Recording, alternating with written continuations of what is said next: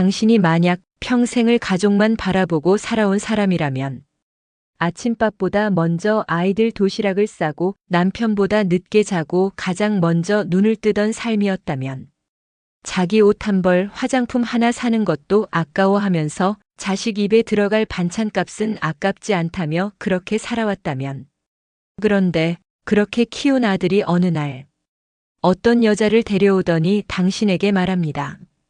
엄마는 그냥 방에서 쉬세요. 애 교육은 제가 할게요. 음식 냄새가 좀 저희 식사랑 안 맞아서요. 혹시 설거지 끝나면 조용히 들어가 계시면 좋겠어요. 그 말 가슴에 비수처럼 꽂히지 않으시겠어요? 말끝마다 엄마를 부르지만 그 말 안엔 우리 가족이 아닌 얹혀 사는 사람 취급이 숨어 있는 걸 눈치채지 못할 어머니가 과연 있을까요? 당신이 만든 국이, 당신이 삶아놓은 옷이, 당신이 땀 흘려 모은 돈이 어느 날부터인가 당연한 것이 되어버렸을 때, 그리고 그 당연함이 귀찮음이 되어 돌아왔을 때, 그 차가운 벽을 어떻게 견뎌야 할까요? 어느 날은 손주마저 이렇게 말합니다. 할머니 냄새 나요. 할머니 말고 엄마랑만 살고 싶어요. 그 순간 당신은 느낍니다. 자신이 이 집의 중심이 아니라는 것을, 그저 애물단지처럼 여겨지고 있다는 것을. 그렇다면 그 모든 걸 참고 남은 여생을 눈치로만 살아가야 할까요? 당신의 삶도, 당신의 청춘도, 당신의 희생도 단지 그렇게 잊혀져야만 하는 걸까요? 아니요. 이야기의 주인공은 그렇게 살지 않았습니다. 그녀는 조용히 사라졌고 몇 달 뒤 온 나라가 그녀의 이름을 다시 부르기 시작했습니다. 안녕하세요. 마흔 이후 사람 공부입니다. 오늘도 찾아와 주셔서 감사합니다. 구독과 좋아요 눌러주시면 이런 이야기를 더 많은 분들과 나눌 수 있습니다. 오늘 이야기의 제목은 모진 무시와 함께 나가달라는 며느리 몇 달 뒤 무릎 꿇고 찾아왔다입니다. 지금부터 한 여성의 기막히고 통쾌한 인생 역전을 시작합니다. 가슴 깊은 분노를 꾹꾹 눌러 담은 그 이야기. 지금 함께 들어보시죠. 서울 외곽의 오래된 단독주택. 햇살 한 줄기 들어오는 부엌 창문 너머 하얀 머리를 질끈 묶은 채 국을 끓이는 한 여인이 있습니다. 그녀의 이름은 이복순, 칠순을 갓 넘긴 할머니입니다. 아침부터 육수를 우려내고 소금 대신 멸치와 다시마로 간을 맞추는 그녀. 그 모든 과정이 정성이고 사랑이었습니다. 아들을 생각하고 손주 입맛을 생각하며 냄새조차 자극적이지 않도록 신경 쓰는 그 마음. 하지만 돌아온 건 언제나처럼 무심하고 차가운 말 한마디였습니다. 또 이거예요. 냄새가 너무 진해요. 식욕이 떨어져요. 그 말을 들은 복순 씨는 움찔하며 국자를 내려놓습니다. 그래. 그럼 다음엔 더 예쁘게 씻고 앉을게 우리 손주. 그녀는 반찬 뚜껑을 닫으며 말없이 냄비를 다시 가스불 위에서 내려놓습니다. 하지만 뒤이어 들려온 며느리의 말은 도리어 날선 칼처럼 가슴을 찔렀습니다. 다음엔 좀 새로운 걸 해보시면 안 돼요? 냄새가 너무 오래 가요. 환기도 안 되고요. 새로운 걸 해보라고. 당신이 먹는 그 반찬, 결혼 초에 내가 아들 입맛 맞추려 몇 번이고 연습한 그 레시피인데. 하지만 복순 씨는 말하지 않습니다. 그저 고개를 끄덕이고 가스레인지를 정리하며 조용히 주방을 정돈할 뿐입니다. 식탁에선 손주가 투정을 부립니다. 할머니 냄새 나요. 엄마는 깔끔한 냄새 나는데 할머니는 왜 그래요? 복순 씨는 작게 웃으며 대답합니다. 그래. 그럼 다음엔 더 예쁘게 씻고 앉을게 우리 손주. 이 집에서 그녀는 엄마도 할머니도 아닌 단지 조심스러운 존재일 뿐입니다. 냄새가 난다는 말에 자신의 존재까지 냄새나는 존재로 느껴지던 날. 그녀는 화장실 거울 앞에 섰습니다.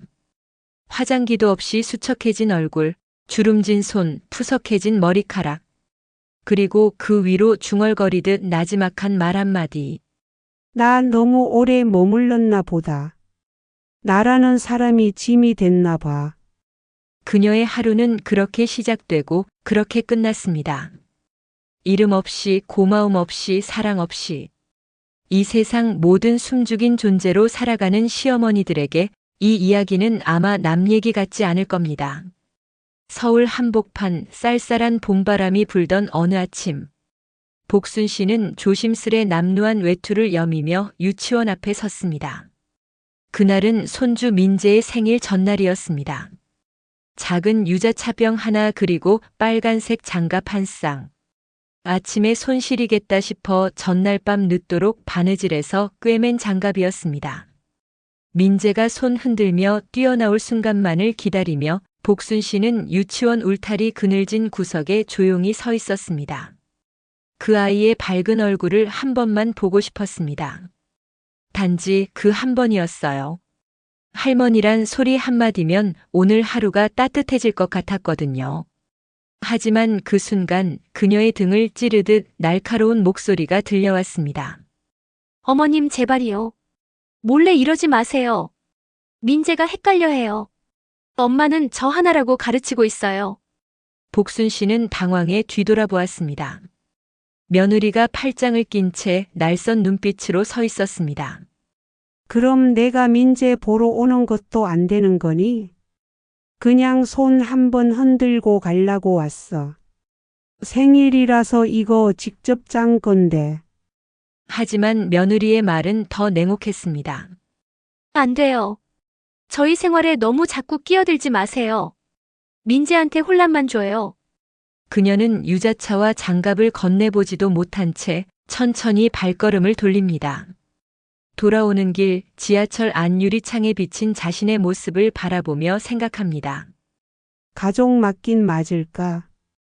아들을 낳아 키우고 아이가 열이 펄펄 끓을 때마다 밤새 수건을 적셔가며 열을 내렸던 기억. 아침마다 검은 머리카락을 빗겨주며 도시락을 싸주던 시절.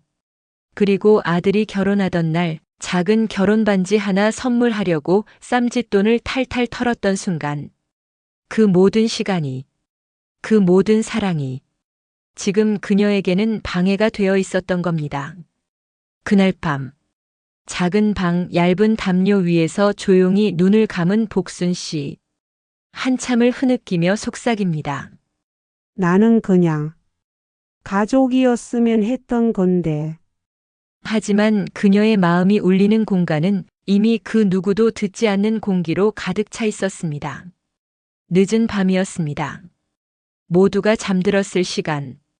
하지만 복순 씨는 얇은 이불 안에서 두 눈을 꼭 감은 채 귀를 기울이고 있었습니다.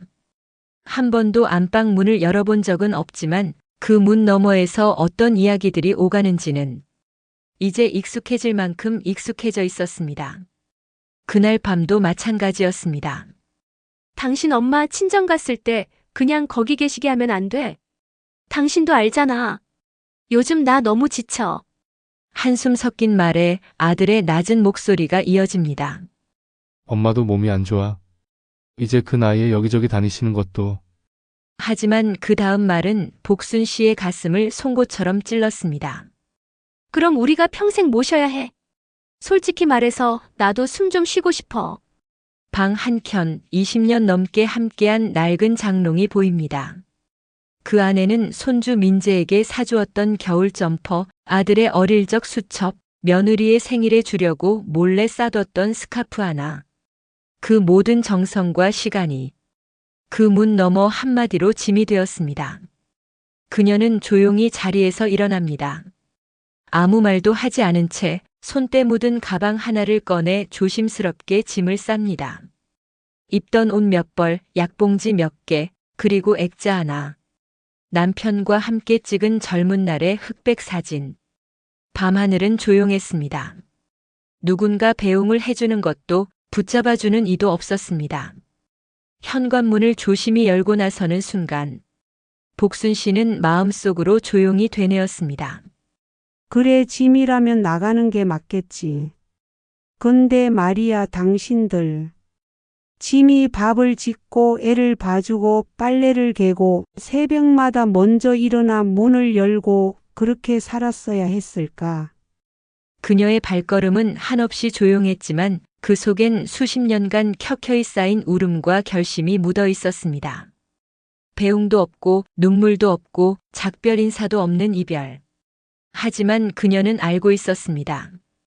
그날 그 집에서 떠난 것은 사람이 아니라 가족이란 이름이라는 것을.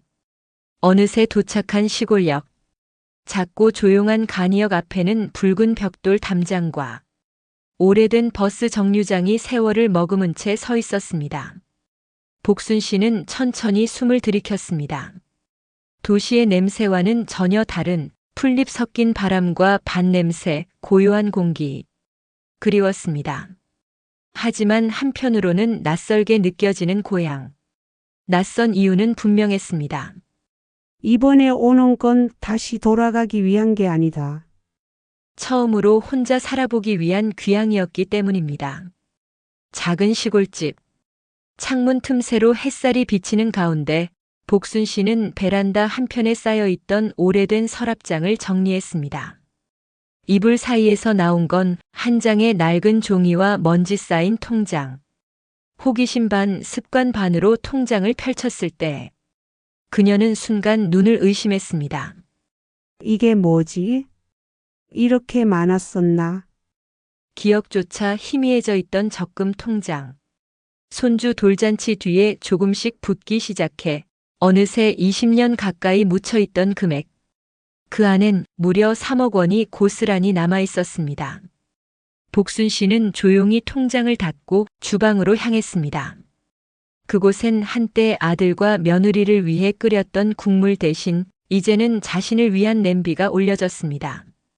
그리고 그날 밤, 그녀는 어린 시절부터 품어왔던 작은 꿈 하나를 꺼내보기 시작합니다. 나중에 시간 생기면 장아찌 공방 하나 열어보고 싶어. 내 장맛은 우리 엄마도 인정하셨거든. 그 꿈을 이제는 더 이상 미루지 않기로 했습니다. 집 근처에 조그마한 창고를 빌려 공방으로 꾸미고 가지 장아찌, 된장, 깻잎, 고추장, 집간장, 가마솥과 항아리를 꺼내고 메주와 고춧가루를 삶으며 손끝으로 옛 기억을 되살렸습니다. 처음엔 허리도 아프고 손가락도 굳어 있었지만 하루 이틀 점점 감각은 살아났습니다. 그리고 마을 장터에 첫 제품을 내놓던 날. 할머니, 이거 뭐예요? 가지 장아찌야. 엄마랑 한번 드셔보세요. 얼마예요? 3,000원이야. 첫날은 단 2병. 그것도 이웃 할머니의 손에 들려 팔려나갔습니다. 그날 밤 복순 씨는 웃으며 장부를 적었습니다. 2병. 마이너스지만 마음은 플러스네. 그리고 하루가 지나자 이상하게도 그 다음 날은 10병. 그 다음 주엔 입소문이 나서 100병이 주문 들어오기 시작했습니다. 누구도 기대하지 않았던 변화, 누구도 바라보지 않았던 가능성. 가장 고요했던 이별이 가장 힘찬 시작이 되었습니다. 서울 외곽의 그 집. 예전엔 장맛이 밴 된장찌개 냄새가 은은하게 퍼지던 그 주방엔 이젠 간편식 전자레인지 소리만 간헐적으로 울려 퍼집니다. 며느리 정혜 씨는 회사를 그만두고 남편은 장기적인 구조조정 여파로 한동안 쉬는 중.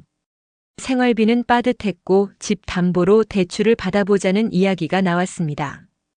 그날 부부는 은행 상담 창구에 앉아 있었습니다. 상담 직원이 서류를 넘기던 중 눈썹을 살짝 찌푸리며 말했습니다. 이 집은 고객님 명의가 아니네요. 네. 무슨 말씀이세요? 여기서 10년 넘게 살았는데요. 소유주가 박복순 님이십니다. 어머님 맞으시죠? 그 순간 부부는 얼어붙은 듯 말이 막혔습니다. 아니, 이게 우리 집이 아니었다고. 그냥 쓰라고 했잖아. 당신도 알잖아. 명의만 어머님이고 우린 그냥 사는 거였지. 상담 직원은 단호했습니다. 대출 진행은 불가능합니다. 소유주 본인의 서명이 필요합니다. 지금이라도 연락해서 서명 받으면 되죠, 뭐. 가능은 하죠. 다만 동의 안 해주시면 그대로 중단됩니다. 어머님께 전화 좀 해봐. 집으로 돌아오는 길. 부부는 아무 말도 하지 않았습니다. 조용히 도착한 집에서 남편 철수 씨는 핸드폰을 꺼내 들었습니다. 여보, 어머니한테 전화해봐. 내가요? 그게 당신이 더 말을 잘하잖아. 정혜 씨는 마지못해 전화를 걸었습니다. 뚜뚜. 연결이 되지 않아 음성 사서함으로. 다시 한번. 뚜뚜. 결국 3번의 시도에도 복순 씨는 전화를 받지 않았습니다. 그녀는 이제 자신을 짐이라 불렀던 사람들에게 더 이상 응답하지 않았습니다. 그 침묵은 한때의 복수가 아니라 그저 의무에서의 해방, 그리고 그들에게 줄 수 있는 마지막 무관심이었습니다. 며느리는 조용히 말했습니다. 진짜 엄마가 이 집 명의를 계속 갖고 있었던 거야? 몰랐어. 예전에 한 번은 말씀하셨는데 그냥 대수롭지 않게 넘겼지. 그리고 그제야 그들은 하나둘씩 떠올리기 시작했습니다. 결혼 초에 엄마가 집 살 때 현금으로 내셨잖아. 그래, 명예 이전 얘기 꺼냈을 땐 그냥 그대로 쓰라고 했고. 그게 진짜 양보였던 거네. 그냥 넘겨준 줄 알았는데. 그제서야 그들은 그 사람이 아닌 우리 집 주인이 누구였는지를 실감하게 된 것입니다.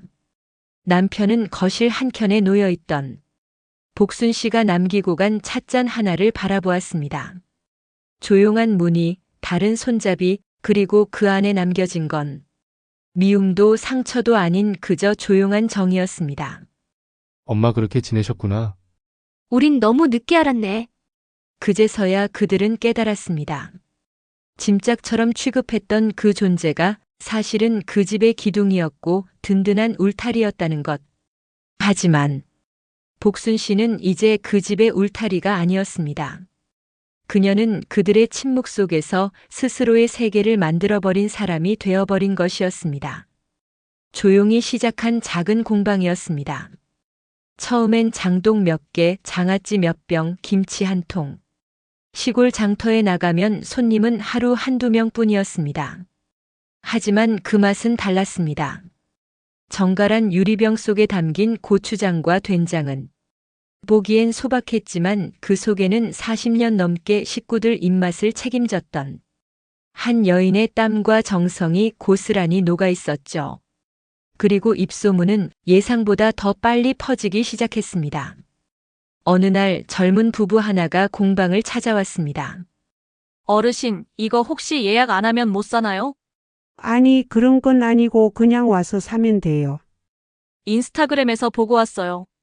여기 고추장이 그렇게 맛있다길래요. 복순 씨는 처음엔 인스타그램이라는 말도 낯설었습니다. 하지만 젊은이들은 자신이 담근 된장을 사진으로 찍어 해시태그까지 붙여 업로드해주기 시작했습니다. 해시태그 할머니 손맛, 해시태그 시골 맛집, 해시태그 장아찌 천재. 그렇게 몇 주 후 마을 공방에 이상한 일이 벌어졌습니다. 주말마다 낯선 사람들이 차를 타고 찾아오는 겁니다. 서울, 인천, 심지어는 대전에서까지. 혹시 예약 안 하면 못 사나요? 포장 배송은 안 하시나요? 어머님, 이거 진짜 예술이에요. 전통 그 자체예요. 그리고 운명의 날이 찾아왔습니다. 지역 방송국에서 연락이 온 것이었습니다. 농촌 여성 창업 성공 사례로 인터뷰 요청이 들어온 거죠. 복순 씨는 처음엔 거절했습니다. 내가 무슨 방송이야. 그냥 장이나 담그는 노인인데. 하지만 마을 이장은 강력히 추천했고 복지관 담당자도 어머님 같은 분이야말로 진짜 롤모델이라며 설득했습니다. 결국 조용한 웃음과 함께 촬영을 허락했습니다. 그리고 방송 당일 서울의 어느 아파트. 며느리 정혜 씨는 거실 소파에 앉아 채널을 돌리다가 TV 화면에 익숙한 뒷모습이 잡히는 걸 보았습니다. 흰 앞치마, 단정한 댕기머리, 그리고 장독대 앞에서 된장을 퍼담는 손길. 엄마야? 진짜야. 저 간판 엄마가 만든 거잖아. 화면 자막이 떴습니다. 칠순에 창업한 CEO, 전통의 맛을 살리다. 그리고 그 밑에 선명하게 나오는 이름. 박복순 대표. 방송의 하이라이트는 복순 씨의 짧은 인터뷰였습니다. 카메라 앞에서 그녀는 차분히 그리고 조용히 말했습니다. 어릴 땐 집안일만 했고 나이 들어선 며느리 눈치 보며 살았어요. 그땐 내가 뭘 해도 잘했다는 말보단 왜 그렇게까지 하세요라는 말이 먼저였죠. 근데요, 이젠 조금 알겠어요. 내가 만든 맛이 누군가에겐 기쁨이 될 수 있다는 걸요. 내가 늙었다고 해서 아무 의미 없는 사람은 아니었구나 그런 생각이 들더라고요. 화면 속 그녀는 환하게 웃고 있었습니다. 이제는 누군가의 짐이 아닌 누군가의 존경받는 존재가 된 모습이었습니다. TV 화면을 멍하니 바라보던 정희 씨와 철수 씨는 한참을 말없이 앉아 있었습니다. 그들 눈에 비친 복순 씨는 이제 더 이상 돌봄의 대상도 같이 살기 불편한 존재도 아니었습니다. 그녀는 스스로 삶을 바꾸고 세상의 존재를 증명해낸 사람이었습니다. 그리고 그들이 이제야 깨달은 것은 그녀가 떠난 것이 그녀의 패배가 아니라 그녀의 시작이었다는 사실이었습니다. 그 말이 끝난 순간 정희 씨의 눈가가 붉어졌습니다. 마치 뒤통수를 3개 얻어맞은 듯 머리가 멍해졌습니다. 그땐 왜 그렇게 말했을까? 부엌 싱크대 옆에 서 있던 정혜 씨는 소리 없이 말했습니다. 엄마가 국을 끓이면 냄새 난다고 창문 열고 할머니 냄새라며 아이한테 인상 쓰게 만들고 그렇게까지 할 필요는 없었는데. 남편은 아무 말도 하지 않았습니다. 하지만 그 눈빛엔 똑같은 후회의 그림자가 드리워져 있었습니다. 그동안 아무 말도 안 하고 참았잖아. 근데도 웃으면서 밥 차리고 입을 털고 애 보면서도 한마디 말도 안 했잖아. 정혜 씨는 눈을 감고 기억을 되짚었습니다. 작은 방 한 구석에 앉아 발소리 죽이며 전화하던 모습, 식탁 끝에서 숟가락만 살짝 들던 뒷모습, 그리고 마지막으로 떠나던 날의 조용한 발걸음까지. 그땐 미처 몰랐어요. 지금 와서 생각해보면 그 침묵이 바로 신호였습니다. 무시당해도 말하지 않았던 건 참아서가 아니라 포기한 것이었다는 걸 이제서야 깨닫게 된 거죠. 그녀가 남긴 조용한 흔적들이 이제는 죄책감이 되어 벽처럼 밀려왔습니다. 걸어보는 전화하지만 정혜 씨는 핸드폰을 들었습니다. 가슴이 떨렸고 죄스럽고 망설여졌지만 엄마 단 한마디를 남기고 통화 버튼을 눌렀습니다. 하지만 신호는 몇 번 울리더니 지금은 전화를 받을 수 없습니다라는 차가운 기계음만이 돌아왔습니다. 돌아서서 울음을 삼키며 정혜 씨는 그대로 소파에 털썩 주저앉았습니다. 남편도 말없이 그녀 곁에 앉았습니다. 둘 다 말하지 않았지만 같은 생각을 했습니다. 그녀는 더 이상 우리 집에 있는 사람이 아니었습니다. 이젠 우리보다 더 강해진 사람이었고 그들의 삶에서 완전히 벗어난 존재가 되어버렸다는 걸. 그리고 그 후에는 너무 늦게 찾아온 감정이었습니다. 주말 아침 정혜 씨와 남편 철수 씨는 차를 몰고 시골 마을로 향했습니다. 길 위엔 말 한마디 없었습니다. 카페에서 사온 커피조차 식어가고 운전하는 남편은 창밖만 바라보며 헛기침을 몇 번 했습니다. 정혜 씨는 창밖 논밭 풍경을 멍하니 바라보며 생각했습니다. 엄마는 지금 어떤 기분으로 살고 있을까? 혹시 우리 얼굴 보자마자 돌아가라고 하시면 어떡하지? 그 말에 아무도 답할 수 없었습니다. 이미 그녀는 그들 인생에서 단단히 발을 빼버린 사람이었으니까요. 한참을 달려 도착한 마을 입구. 순한 손맛 전통장 공방이라는 작은 간판이 나무 울타리에 걸려 있었습니다. 유리문 안에는 손님들이 북적이고 있었고 그 안쪽에서는 앞치마를 두른 복순 씨가 환하게 웃으며 손님에게 설명을 하고 있었습니다. 이건 6년 된 된장이에요. 너무 짜지 않게 발효시켜서 아이들도 잘 먹어요. 어머, 할머님 손맛 진짜 대단하세요. 다 옛날 방식이에요. 화학 조미료 하나 안 들어가죠. 그 모습은 그들이 알고 있던 조용히 숨죽이던 어머니가 아니었습니다. 그녀는 지금 누구보다도 활기찬 한 사람의 인생을 살고 있었습니다. 문 앞에서 한참을 서성이다. 정혜 씨가 조심스레 문을 열었습니다. 복순 씨가 고개를 돌려 그들을 바라보았습니다. 그 눈빛엔 놀람보다도 차분한 온기가 먼저 담겨 있었습니다. 왔니? 그 말 한마디에 정혜 씨의 눈에서 눈물이 터졌습니다. 엄마 미안해요. 정말 너무 미안해요. 복순 씨는 말없이 고개를 끄덕였습니다. 그리고 손에 들고 있던 고추장 병을 선반에 내려놓고 말했습니다.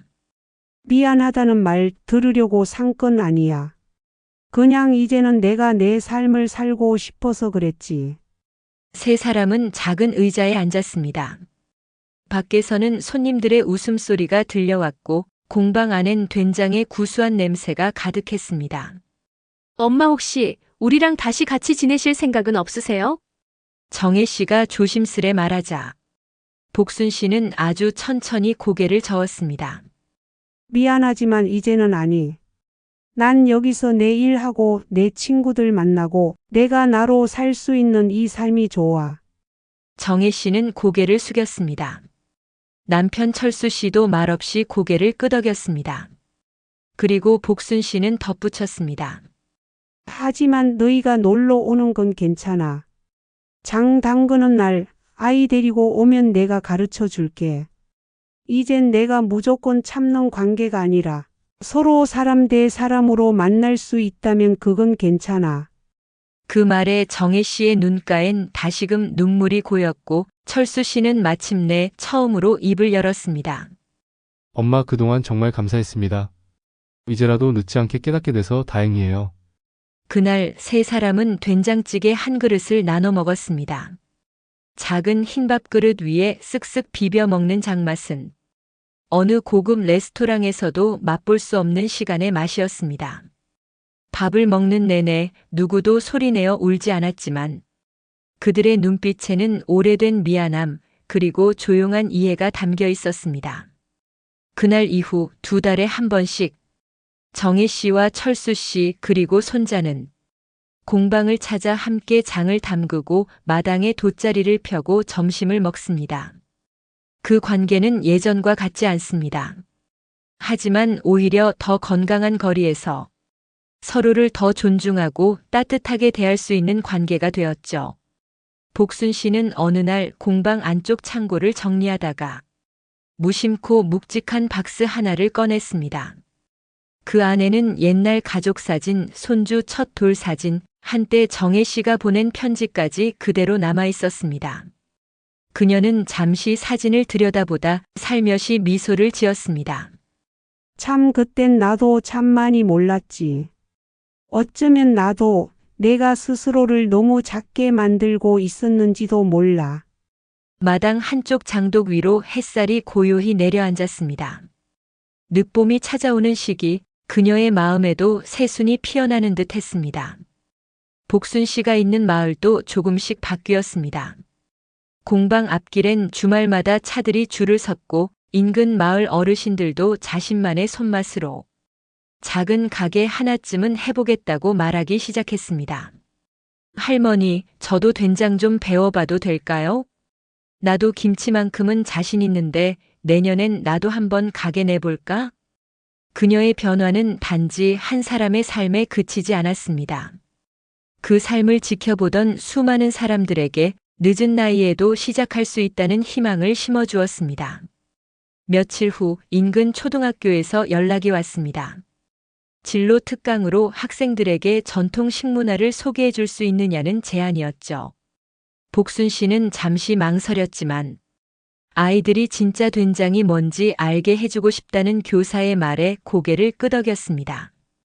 수업 당일 아이들은 그녀가 들고 온 된장 항아리를 신기하게 바라보았습니다. 그리고 그녀가 차근차근 말했습니다. 얘들아, 이 된장은 하루아침에 못 만들어. 콩을 삶고 띄우고 말리고 장을 담고 몇 달을 기다려야 해. 사람도 그렇단다.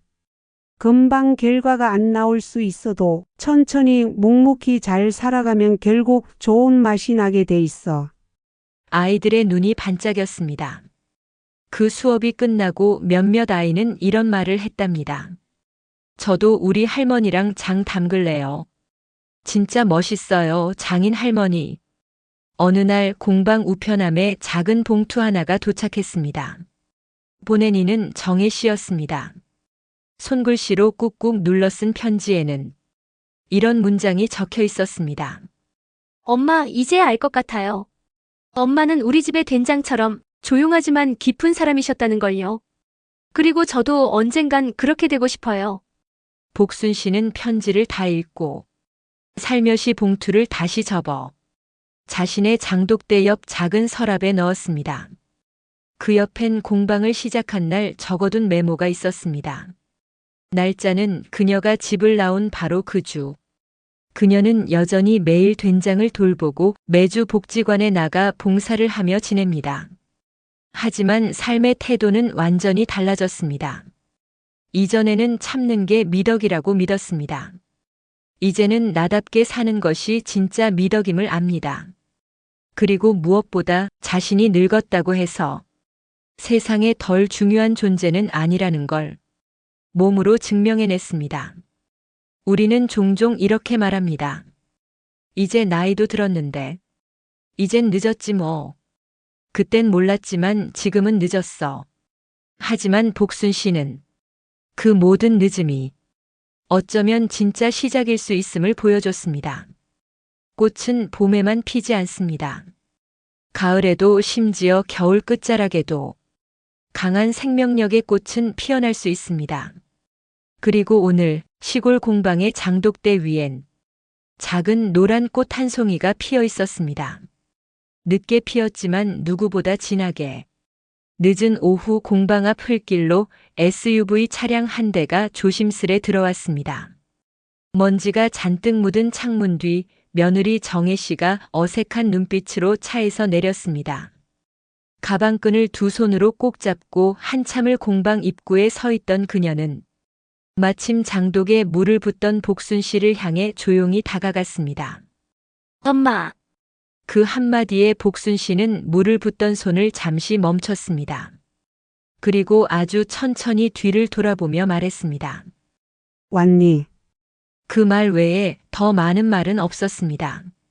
하지만 그 말 한마디에 실려있는 감정은 너무도 컸습니다. 정혜 씨는 결국 고개를 푹 숙인 채 눈물을 보였습니다.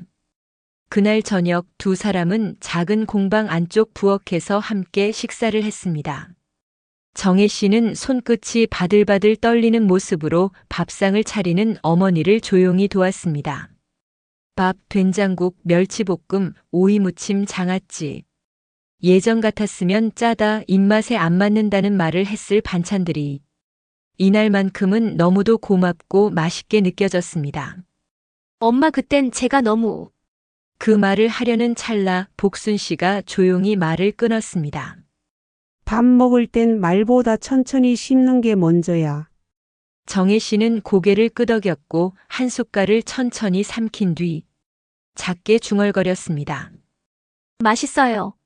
며느리는 그날 저녁 공방 창고에 묵은 장독을 함께 닦았고 다음 날 새벽엔 시장에 함께가 장을 봤습니다. 복순 씨는 아무 말 없이 며느리에게 아무거나 고르라고 했고 정혜 씨는 참외 하나를 집으며 웃었습니다. 예전에 엄마가 주신 참외도 솔직히 너무 맛있었어요. 그녀는 조금씩 말을 풀기 시작했고 복순 씨는 여전히 말을 아끼며 그 옆을 지켰습니다.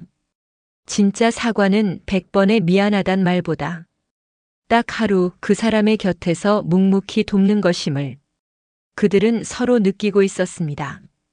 정혜 씨는 며칠을 더 머물며 공방 일을 도왔습니다. 그동안 복순 씨는 그녀에게 굳이 괜찮다는 말도 됐으니 돌아가라는 말도 하지 않았습니다.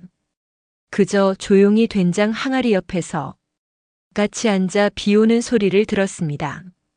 그때야 깨달았습니다. 삶은 말로 변화되는 게 아니라 매일의 손끝과 시간 그리고 함께하는 조용한 순간으로 바뀐다는 것을. 정혜 씨가 떠나는 날 복순 씨는 아무 말 없이 작은 종이 한 장을 그녀의 손에 쥐어줬습니다. 소금은 짜지만 밥에는 꼭 필요하단다. 너도 나도 그런 존재였을 거야. 우리 둘 다 너무 늦게 알아버렸지. 엽서 뒷면에는 작은 글씨로 써 있었습니다. 잘 살아라. 자주 오지 않아도 괜찮으니. 그 엽서를 본 순간 정혜 씨는 또다시 울고 말았습니다. 그건 용서였고, 그건 응원이었고, 그건 사랑이었습니다. 그날 이후 정혜 씨는 매달 된장을 사러 공방을 찾습니다. 가끔은 손주도 함께 오고, 가끔은 아무 말 없이 장독대 앞에 앉아 쉬다 갑니다.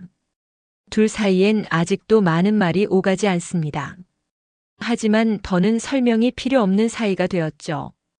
복순 씨는 말합니다. 이젠 내가 누군가에게 짐이 아니라 또 다른 시작이 되어줄 수 있다는 게 참 다행이에요. 그녀는 사라지지 않았습니다. 사라진 건 짐처럼 여겨졌던 오해와 외면이었죠. 사과는 말로 되는 게 아닙니다. 진짜 사과는 함께 씻고 함께 차리고 함께 걷는 하루로 전해지는 법입니다. 그리고 그 하루가 반복되면 어느새 관계는 다시 피어납니다. 우리가 살아가는 세상도 마찬가지입니다. 가끔은 말보다 진심을 담은 하루가 더 큰 용서를 만들어냅니다. 복순 씨의 인생처럼요. 가장 가까운 사람에게 받은 상처는 가장 깊고 오래갑니다. 그러나 그만큼 가장 깊이 꿰매지는 것도 가장 가까운 사람의 진심일 겁니다. 오늘의 이야기는 무시와 오해 속에 잊혔던 한 시어머니의 인생이 다시 시작되는 이야기였습니다. 그리고 우리는 그녀를 통해 알게 됩니다. 무너졌다고 끝은 아니라는 것을, 조용히 떠났다고 사라진 건 아니라는 것을, 그리고 자신의 인생은 누구의 허락도 없이 다시 시작해도 된다는 것을요. 오늘도 마흔 이후 사람 공부와 함께 해주셔서 감사합니다. 이 사연이 여러분 마음에 작은 울림이 되었다면 좋아요와 구독 그리고 알림 설정 부탁드립니다. 다음 시간에는 또 다른 인생의 이야기로 당신의 하루의 따뜻한 동행이 되어드릴게요. 감사합니다.